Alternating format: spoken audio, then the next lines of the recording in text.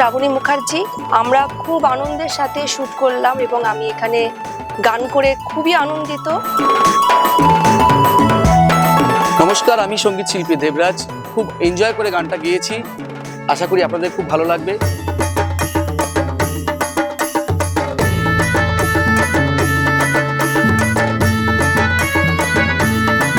হই হই করে আমরা শুট করলাম, আমাদের হাটতলার পুরো নারী বাহিনী আজকে এই শুটটার সঙ্গে যুক্ত।